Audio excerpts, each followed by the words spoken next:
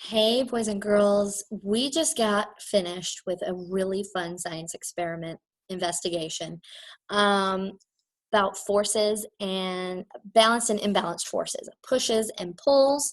And it started with a tug of war. And it was imbalanced because it was adults against kids.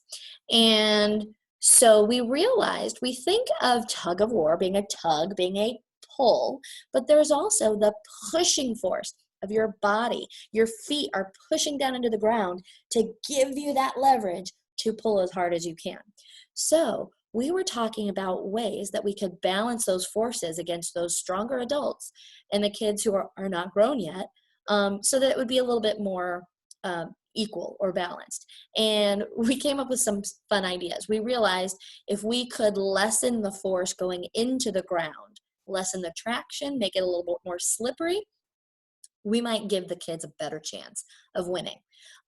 So if we lessen the traction on the adult side by having them wear socks, having them wear flip-flops, having them wear skates, I think somebody said Heelys, or changing the ground itself, having it be mud or ice or a slippery surface, a slippery tile surface. All of those things would help balance the forces on either side so that it was a more equal game. The next part of the investigation was exploding a watermelon with rubber bands. So we talked about watermelons. You can't just squeeze on a watermelon and break through that rind because we don't have the force, the push equal enough in our bodies to break through the rind. But what we did, and you may have seen this before because I know there's some videos on YouTube that do it. These guys, oh, that's Hunter. These guys took a watermelon. They took rubber bands and they put it over the top of the watermelon. And they did it for like 1,000 rubber bands until it squeezed and squeezed and squeezed. And that pressure became so much, it equalized. And then it overtook the pressure, the force that was being pushed out by the watermelon. And it blew its top and exploded everywhere. We decided if you do try this, you absolutely need to wear safety goggles because things went flying everywhere. It was really fun. And the last thing we did was a hopper popper. And the hopper popper is this little guy. You don't have to have a frog on him, but we were talking about the force of that rubber band, that push of the rubber bands. And we were talking about having a force that if we stretch this out, our hand strength is stronger than the force of that rubber band. When we take our hands away, though, how can we make this go sailing up into the air? So we're going to make one of these all together today. I'm going to walk you through the steps, and then you can try it on your own, and you can come to office hours on Friday or any day next week. And if you show this to me, we'll add it to your science grade for the week. All right, so first, I'm going to share screen with you, and we're going to walk through all the steps. Here we go. All right. So you can draw any little guy on your hopper popper. You don't have to draw anything. You don't even have to make it an animal. It can be whatever you want. It's kind of just a fun thing because it's going to go right up in the air. These are the things Get your supplies. You do not need all of these supplies. I know y'all don't have printers at home. Not all of you. And I know you might not have rulers. And that's okay. You do need a piece of cardboard and scissors, and I think almost everybody has that. All we made some macaroni and cheese earlier this week. I just took the edge off the box. Now, this is the perfect size for it, but you can take any box. You can use a box of cereal. You can use crackers, but that type of cardboard is the right thickness. You don't want to use like an Amazon box because that's a little bit too thick. Anyway, this ended up being the right size. You want to cut it so that it's about 3 inches across and 6 inches down. And it does not have to be exact. You can estimate it. But just eyeball what's about an inch and then try to kind of go from there. And then you're just going to cut it out so that's an exact rectangle. This is not an exact rectangle. We're going to show you the next steps that you can do for that. Using a ruler, draw diagonal lines between the corners like this, making an X. Okay, you do not need a ruler. You can use any straight edge.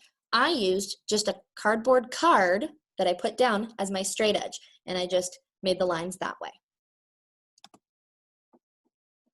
Put your cardboard using your ruler, draw lines that connect A to A, B to B, and C to C, like this. Okay, so that is from a piece of paper that we do not have. And again, I know you don't all have printers at home, so let me tell you what I did. You take about a 1/2 inch that way and a 1/2 inch that way, and you just make a straight line down, a straight line down, and then in the middle, it won't have been bent yet, but that little middle of the X right there, you're gonna make a line straight down that way, okay? In each corner of the cardboard, the lines make a triangle. Cut those triangles out. So you cut the triangles out, you'll see it makes a perfect little triangle in the corner. Using your ruler, run your pencil over the center line a few times. Okay, and we're gonna stop there. You do not have to use a ruler, but you do need to be very precise in your folding, so be very careful. You may want to put something straight there to fold over it, but you want to make sure that your edges match up because they're going to touch the floor in the same spot. So I'm going to stop sharing here so that you can see. All right, you want to make sure that your edges are very straight, okay? Because we're looking at that and it's going to sit on top of a surface.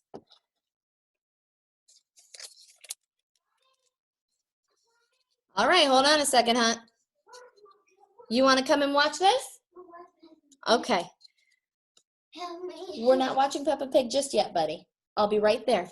Okay, so you're going to take this and you just put it right around the edge, and I'm going to show you how to launch it. So we're going to bring this down. Nope, Hunter. You're going to get out of the way. By the way, my child usually wears pants. He happens to be in his underwear right now. Go take that into your room, and I'll be right with you. Okay, so you're going to use the force of your hands and open it. That means the rubber band is going to be flattened. And you're going to open it right here and just put your hand right on top. Then take a ruler or a flat edge, something that you can hold it down with. I'm using that little wand that I've got. It's like a little pointer. Okay. Instead of lifting it up, you want to slide it off. 3, 2, 1, blast off. It goes jumping into the air.